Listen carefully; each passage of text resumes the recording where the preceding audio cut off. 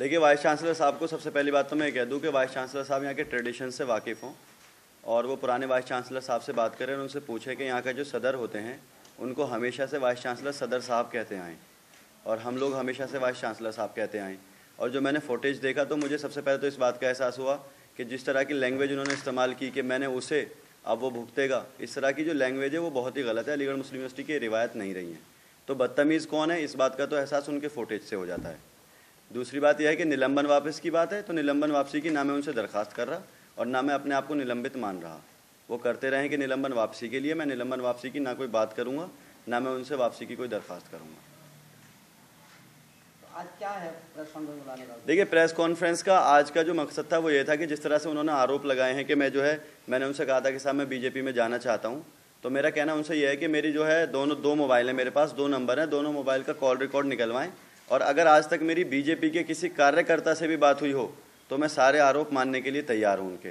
दूसरी बात कि बीजेपी में जाने की मैं सोच भी नहीं सकता और उनका जो ये आरोप है वो दरअसल कांग्रेस को बचाना चाहते हैं। मैं शुरू से ये बात कहता आ रहा हूँ कि माइनॉरिटी कैरेक्टर पे भी ये जो सारा मामला हुआ है ये इसलिए हुआ है कि कांग्रेस से किसी तरह का सवाल ना हो और जैसे ही कांग्रेस पे कोई हमला करेगा वो फ़ौरन जो तिलमिला जाते हैं वो बौखला जाते हैं। और ये जो इनका जो इन्होंने आरोप लगाया इनकी बौखलाहट है, उसी के बारे में इन्होंने दिया है।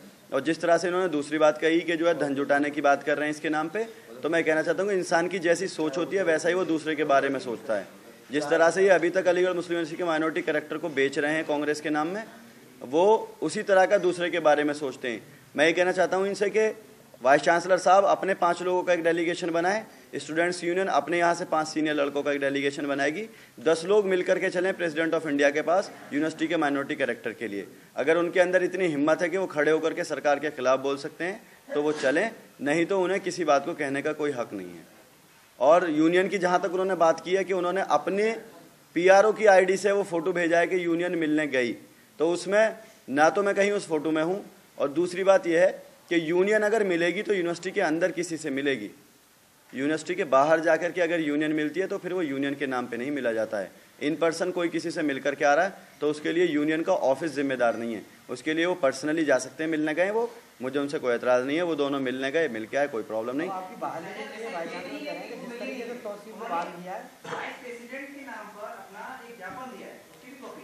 देखिए, पहली बात तो यह है कि जिस दिन वो ज्ञापन दिया गया है उस वक्त मैं सस्पेंडेड तो नहीं था, जिस तरह से इनका कहना है।